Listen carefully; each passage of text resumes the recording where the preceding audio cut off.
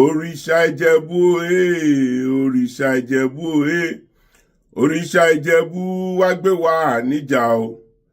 Ayé ilé òrìṣà Ìjẹ̀bú wá gbé wa níjà o.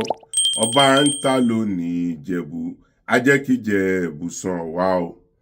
Your Excellency Ọmọọba Dàpọ̀ Abíọ́dún, sáà ẹ pé àwọn afọbajẹ níjẹ̀bú pé kí wọ́n fi orí pípé ṣe nǹkan tó wà nílẹ̀ yìí, kí wọ́n fi orí pípé kí wọ́n fi yan Awùjalẹ̀ of Ìjẹ̀bú.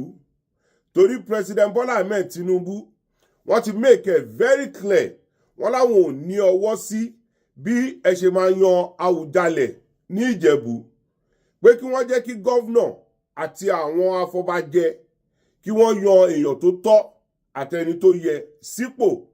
So kí wọ́n má manipulate ẹ̀ kẹ́pẹ́ wọn o, torí ó dà pé wọ́n ti fẹ́ máa da ọwọ́ rú. Bá ṣe ń pa náà kan nìkan ṣe ń dìde. Adémọ́rin Kúyẹ̀ ó ń pàréèdì ara ẹ̀ pé òun ni President Bola Ahmed Tinubu promise pé ó máa di Awùjalẹ̀ of Ìjẹ̀bú. Mr. President ti make it very clear pé àwọn ò ní choice candidate. Ẹgbọ́n náà irú àwọn kárátà wo làwọn tá à ń rí yìí? Bá ṣe ń pa náà kan nìkan dìde. Adémọ́rin Kúyẹ̀ kò kí ń ṣe ọmọ Ìjẹ̀bú Òde o. Ẹni tí ó bá máa jẹ ọba Awùjalẹ̀ ó ń láti wá láti ilé Fùsẹ̀gbùwà níjẹ̀bú Òde. Ọmọ Odò Ògbólú òun ni Adémọ́rin Kúyẹ̀ ní ilé Mọ́lòdà ruling house ní Odò Ògbólú, ibẹ̀ ni wọ́n ti bí Adémọ́rin Kúyẹ̀. Ṣé Adémọ́rin Kúyẹ̀ ó ṣe rántí pé ọmọ Ìjẹ̀bú lòun ni? Ó ṣe chairman ní Ṣómólú local government. Òun ni current member House of Representatives. Tó pé àwọn tí wọn ní kárátà tó dáa. Adémọ́rin Kúyẹ̀ tó pé ìgbà tó máa ṣe empowerment fún wọn ní Ṣómólú, fake drugs ló fi ṣe empowerment tí inú run àwọn èèyàn káàkiri. Ṣé irú àwọn kárátà tó yẹ kó dìde ń sìn láti máa ní àwọn fẹ́ jẹ ọba Awùjalẹ̀ láti Odò Ògbólú, èèyàn dẹ̀ fò wá sí Ìjẹ̀bú pé òun fẹ́ jẹ Awùjalẹ̀? Ṣé oyè Awùjalẹ̀ ti di free for all ni? Adémọ́rin Kúyẹ̀ ò kì í ṣe ọmọ Ìjẹ̀bú Òde o. Ọmọ Odò Ògbólú ni Adémọ́rin Kúyẹ̀. Ilé Mọ́lòdà ruling house ní ilé wọn ní Odò Ògbólú.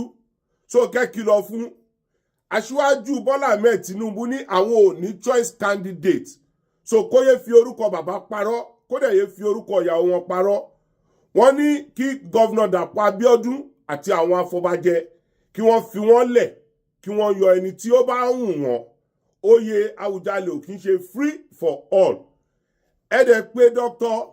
Kúnlé Hassan pé kí àwọn náà ti ọwọ́ ọmọ ọba ṣọ́ o. Torí Dr. Kúnlé Hassan tó jáde páwọn náà fẹ́ jẹ Awùjalẹ̀. On the 12th of July ni àbúrò wọn jẹ oyè ní Èṣùgbọ́n ní Ìjẹ̀bú Mùṣin. Ẹ̀gbọ́n wọn ní ọba ní Ìjẹ̀bú Mùṣin tẹ́lẹ̀. Ìgbà tó kú ní àbúrò Dr. Kúnlé Hassan náà jẹ ọba ní Èṣùgbọ́n ní Ìjẹ̀bú Mùṣin. So ṣé a máa ní àbúrò Kúnlé Hassan as ọba ní Ìjẹ̀bú Mùṣin? Kúnlé Hassan náà máa tún wá jẹ Awùjalẹ̀. Oyè Awùjalẹ̀ ò kì í ṣe free for all. Ẹ kìlọ̀ fún wọn pé ọmọ ẹni tó bá máa jẹ Awùjalẹ̀ of Ìjẹ̀bú land ó láti jẹ́ ọmọ ilé Fùsẹ̀gbùwà, ó dẹ̀ láti wá láti inú Ìjẹ̀bú Òde. Kò kí ń ṣe gbogbo Ìjẹ̀bú in general. Ilé Ìfùṣẹ̀gbùwà ló kàn. So bá ṣe ń pa náà kan nìkan dìde. Ẹ kìlọ̀ fún wọn o. Oyè Awujale ò kí ń ṣe free for all. Adémọ̀rin Kúyẹ̀ kò kí ń ṣe ọmọ Ìjẹ̀bú Òde. Ọmọ Odò Ògbólú ni. Ilé Mọ́lódà ruling house ni wọ́n ti bí Adémọ̀rin Kúyẹ̀. So kọ́ máa wò ó pé bóyá àwọn lè manipulate ẹ̀. Ìdí tí jẹ́ ń sọ fún yín pé kẹ́ kìlọ̀ fún àwọn afọbajẹ kí wọ́n má try ẹ̀ o. Torí oṣù Ìjẹ̀bú á bèrè ní ọwọ́ wọn tọmọtọmọ. Ire o.